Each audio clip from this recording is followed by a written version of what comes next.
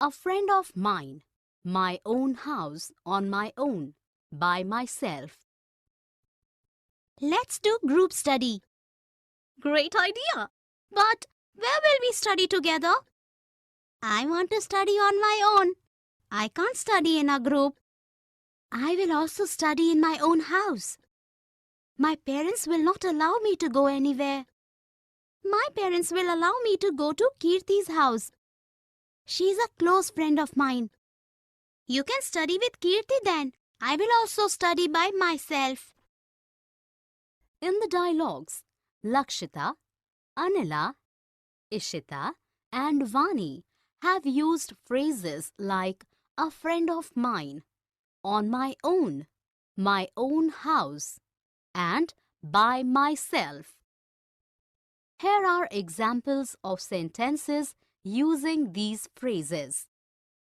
I want to study on my own. I will also study in my own house. She is a close friend of mine. I will also study by myself. Definition.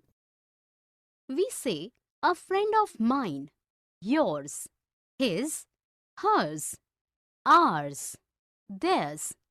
Not a friend of me, you, him, etc. Similarly, we say a friend of Kunal's, a friend of my brother's, etc.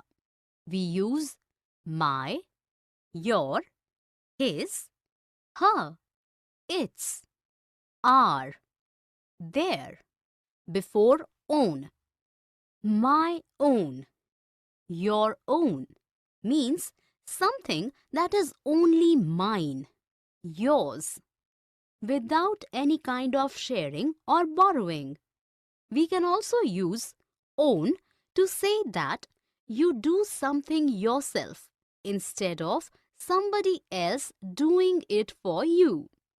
On my own and by myself both mean that we do something alone, that we do something ourselves instead of someone else doing it for us.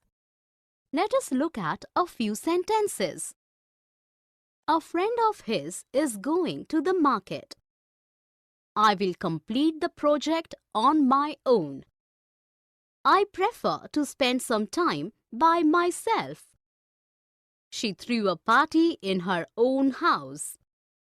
In the first sentence, a friend of his has been used in the same manner as a friend of mine. In the second sentence, on my own has been used to indicate that we do something ourselves instead of someone else doing it for us. In the third sentence, by myself means alone. In the last sentence, her own house shows ownership of the house and has been used in the same manner as my own house. Here are few more examples of use of these phrases. The lady next door is a friend of my mother's. She decided to go on the trip on her own. I will practice the dance by myself. Gauri will sleep in her own room.